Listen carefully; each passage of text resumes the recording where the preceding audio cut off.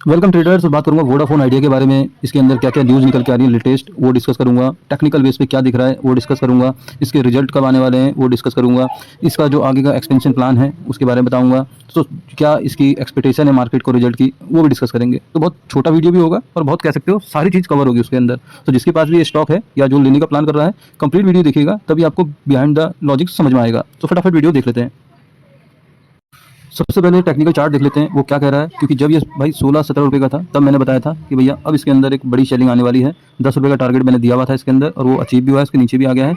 अगर आपको यकीन ना आए तो मेरे पहले के वीडियोस के ऊपर देख सकते हो, ठीक है। ऐसा नहीं है कि होने के बाद बता रहा हूँ, होने से 1-1.5 महीना पहले बताया था। तो भैया तभी आप लोग टाइम रिएक्शन दे पाओगे ना। और अब ये बढ़ेगा क्यों और बढ़ सकता है या नहीं, वो भी मैं आपको 15-20 दिन पहले बता रहा हूँ, ठीक है। तो ध्यान रखना, जो लोग चैनल को सिर्फ देख के और इधर उधर चले जाते हैं, भाई अगर लॉजिक मैच कर जाए मार्केट के अंदर, जैसा मैं बता रहा हूँ वैसा मूवमेंट हो जाए, तो यार वीडियो को ढूंढ के लाइक करना, ठीक है। इतनी रिक्वेस्ट है, अभी मत करो, मन नहीं है कोई बात नहीं।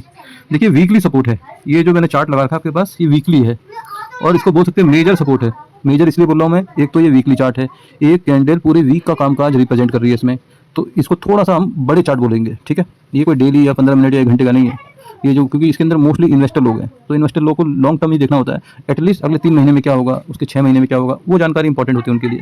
तो मैं वही बताने वाला हूँ। तो देखिए वीकली सपोर्ट है ये, तो वीकली सपोर्ट इतनी ईजिली नहीं ब्रेक होता है। आप चेक कर सकते हो, यहाँ से देखिए वीकली पे आया, बाउंस आया, यहाँ पर आया, बाउंस आया, यहाँ पर आया, इससे बड़ा बाउंस आया, अब फिर यहाँ पर आया है, तो एक बाउंस बनता है। ये मैं नहीं कह रहा हूँ, ये टेक्निकल चार्ट कह रहा है और प्रीवियस हिस्ट्री कह रही है। तो बात समझ में आए तो यहाँ पर लाइक करना, ठीक है। चार्ट यही कह रहा है ना भाई, जब भी स्ट्रेंड लाइन पे आ रहा है तो एक बाउंस आ रहा है और अच्छा खासा बाउंस आ रहा है। ऐसा नहीं है कि भाई छोटा सा साइडवेज वाला, लंबा छोटा बाउंस आ रहा है। ये बाउंस इसके ऊपर है, ये बाउंस इसके ऊपर है, आप देखोगे तो ऐसा बाउंस हो सकता है, ये वाला बाउंस इसके भी ऊपर निकल जाए, पॉसिबल है। तो टेक्निकल चार्ट हमें ये कह रहा है भाई कि यहाँ पर अभी ये बाउंस के लिए तैयार है। पिछले 3 से 4 बार यही हुआ है, पहला पॉइंट, ठीक है। टारगेट की बात कर लूँ तो देखिए यहाँ पर एक सपोर्ट इसने ब्रेक करा है, तो पहला टारगेट हमारा यही होना चाहिए। दूसरा टारगेट ये वाला जो इसने यहाँ पर कर्व बना के नीचे आया है, दूसरा टारगेट ये होना चाहिए हमारा। आप लोग मार्क कर लेना अपने वीकली चार्ट पे। और इसको तोड़ेगा तो भाई फिर ये ऐसे करके ट्रेंड लाइन बनाना, एटलीस्ट यहाँ तक का टारगेट हो जाएगा। तो यार अभी 8 रुपये का स्टॉक है और मैं अगर बात करूँ 10 रुपये भी जाता है तो भाई अच्छा खासा रिटर्न हुआ, 25 से 30% का रिटर्न मिलेगा सिर्फ इसके 1 से 2 रुपये मूव करने में, ठीक है। रिस्क कितना है मैं सिंपल बता दूं, 7.5 रुपये एक लेवल आप नोट करके रखना। 7.5 रुपये से नीचे अगर ये क्लोज करता है तो भैया एग्जिट कर जाना, फिर इसका भविष्य क्या होगा मुझे भी नहीं पता, ठीक है। और इसकी लो चांसेज हैं। तो ये हो गया टेक्निकल की बात कि इसके ऊपर है, तब तक ये बाय ऑन डिप्स है। टारगेट रहेगा भैया 10.5 रुपये, 10 रुपये 71 पैसे और फिर ये बड़ा वाला टारगेट। यहाँ तक क्लियर। दूसरी चीज़ें देखते हैं अब। ये इसका दोस्तों पीसीआर का डेटा है कह लो आप, और PCR means put call ratio.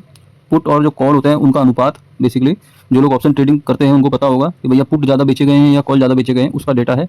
तो यहाँ पर मुझे दिख रहा है भैया 0.37, 0.67 और 0.55। ये हो गया भैया अक्टूबर, जो एक्सपायरी इसी आने वाली है, फिर नवंबर, दिसंबर। तो ये क्या इंडिकेट कर रहे हैं कि ये एक्सट्रीमली ओवरसोल्ड है। एक्सट्रीमली ओवरसोल्ड का मतलब समझते हो कि जिस लेवल पे है, यहाँ से बड़ी गिरावट डाउन साइड आना तो भाई असंभव सी बात है, असंभव सी बात है। ये समझ लीजिए 0.7 मान लीजिए एक पैरामीटर, इसके नीचे मैं उसको ओवरसोल्ड मानता हूँ, तो समझ लीजिए ये तो इसके भी आधे पे पहुंच गया है। तो यहाँ से एक बाउंस बनता ही बनता है, चाहे वो कल आए, चाहे परसों आए, चाहे नेक्स्ट वीक में आए। ये बिल्कुल यहाँ से भी इंडिकेट कर रहा है पीसीआर से भी कि इसके अंदर एक बाउंस आने वाला है। और अगर वो बाउंस फर्दर सस्टेन कर जाता है तो इसके अंदर शॉर्ट कवरिंग भी ट्रिगर हो सकती है। शॉर्ट कवरिंग मतलब जिन्होंने इसको पी साइड होल्ड किया है या कॉल सेल करी है, तो वो सब ट्रैप भी हो सकते हैं और एक बड़ा मूव इसके अंदर 5 से 6% का भी आ सकता है एक ही दिन के अंदर। तो यहाँ से भी हमें टेक्निकली बोलूँगा इसको भी मैं, डेटा के हिसाब से, जो डेटा बना हुआ है इसके अंदर उसके हिसाब से भी एक बाउंस बनता है। यहाँ तक क्लियर। आगे देखते हैं, पूरा कंसेप्ट समझना दोस्तों, मैं ऐसे हवा हवाई बात नहीं करता, लॉजिक बताता हूँ पीछे क्या। तीसरा और सबसे बड़ा लॉजिक, सबका एक्सपेक्टेशन है इसके रिजल्ट की। अब रिजल्ट अच्छे आएंगे खराब आएंगे वो हमें भी नहीं पता, लेकिन कब आएंगे वो लगभग 14 नवंबर को आएंगे। और 14 नवंबर तक मेरे हिसाब से ये एक साइडवेज रह सकता है या बाउंस करके होल्ड कर सकता है यहाँ तक। इसके पीछे रीजन है भैया, मार्केट जज करेगा कि रिजल्ट अच्छे आ रहे हैं या नहीं। बीच में हो जाएगा ना, फिर असमंजस की स्थिति हो जाएगी कि यार अच्छे आ गए तो जाहिर सी बात है स्टॉक रॉकेट बन जाएगा। अगर गंदे भी आ गए या थोड़ा सा निगेटिव भी आ गए तो स्टॉक ऑलरेडी निगेटिव है, तो इससे ज़्यादा क्या गिरेगा। तो ये हो सकता है थोड़ा सा अप जाए 10, साढ़े 10, 11 रुपये तक, वहाँ पर जाके 10 रुपये पे ले जाके ये समय बिताना शुरू करे 14 नवंबर तक। ये पॉसिबिलिटीज़ हैं। और 14 नवंबर के बाद एक डिसीजन होगा कि भैया रिजल्ट अच्छे आ गए तो ऊपर ब्रेकआउट दे देगा, नहीं तो फिर अपने 8, साढ़े 7 रुपये की रेंज पे आ जाएगा। तो यहाँ से भी लग रहा है कि भैया एक मार्केट के अंदर अपकमिंग ट्रिगर है, पेंडिंग है इसके अंदर, जो इसको गिरने नहीं देगा। यार सबके दिमाग में ये तो चल रहा होगा, क्या पता रिजल्ट ऐसे दिखा देंगे कि भाई जिसने सोचा ना हो, तब तो रॉकेट बन जाएगा ना, फिर तो अपर सर्किट लगेगा, खरीदने का मौका नहीं मिलेगा। ये भी है। सो ये भी एक इंडिकेट कर रहा है कि बाउंस बनता है। साथ साथ टेलीकॉम सेक्टर के अंदर बड़े बड़े डेवलपमेंट हो रहे हैं। ट्राई ने कुछ कंसल्टेशन पेपर रिलीज करे हैं, कुछ टर्म्स एंड कंडीशन बताई गई है भैया। जो नेटवर्क ऑथराइजेशन होता है कि भैया कौन किसका नेटवर्क यूज कर सकता है, उसके लिए क्या कंडीशन फुलफिल करनी होगी, उसके ऊपर है। और उसके लिए 12 से 19 नवंबर को भैया सबका फीडबैक मांगा है, रिटर्न कमेंट मांगा है। तो जाहिर सी बात है कि कह सकते हो नवंबर में टेलीकॉम सेक्टर के पास ट्रिगर है। अगर यहाँ से कुछ आउटपुट पॉजिटिव निकल के आ जाए तब भी पूरा टेलीकॉम सेक्टर के अंदर हरियाली हो सकती है। हो सकता है कि कुछ नेगेटिव आ जाए तो फिर गिरावट हो सकती है। तो इतना तो समझ में आ रहा है कि भैया 10-12 तारीख नवंबर तक टेलीकॉम सेक्टर के लिए मार्केट नजरें गड़ाए बैठे रहेगा कि क्या होने जा रहा है। इतना दिख रहा है आपको? ठीक है, एक एक्सपेक्टेशन तो क्रिएट हो रही है ना उससे। और दोस्तों मार्केट कह लो या स्टॉक कह लो, उनका जो रिएक्शन आता है ना भाई, ऐसा नहीं है कि रिजल्ट आने के बाद रिएक्शन आएगा। भैया वो पहले ही उसको कह सकते हो प्राइस के अंदर कंफर्म कर लेता है। अगर मार्केट को पता है कि अगर रिजल्ट आने वाले हैं, ये सब पेपर है, टेलीकॉम सेक्टर में न्यूज़ भी आने वाली है और कुछ भी है, तो उसका रिएक्शन आपको उस पर्टिकुलर डेट से एक हफ्ता पहले से थोड़ा सा रिएक्शन देखने को मिल जाएगा। तो वो भी एक इंडिकेट कर रहे हैं कि भैया एक हलचल हो सकती है टेलीकॉम सेक्टर के अंदर, और उसका पार्ट वोडाफोन आइडिया भी है।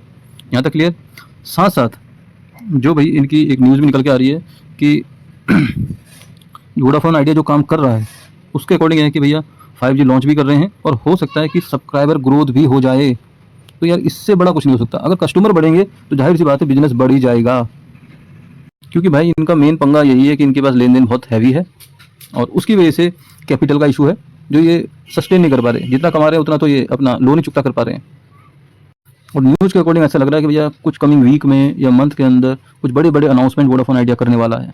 ये न्यूज़ भी पढ़ लीजिए दोस्तों, आप लोग न्यूज़ भी ट्रैक कर लेना, मैं पूरी पढ़ के नहीं बताऊंगा, नहीं तो बहुत लंबा वीडियो हो जाएगा। तो यार यहाँ से भी एक पॉजिटिव दिख रहा है कि भैया छोटे स्टॉक न्यूज़ पे बड़ी जल्दी रिएक्ट करते हैं। ये खुलेगा 4-5% ऊपर जिस दिन ये न्यूज़ निकालेंगे तो। ठीक है,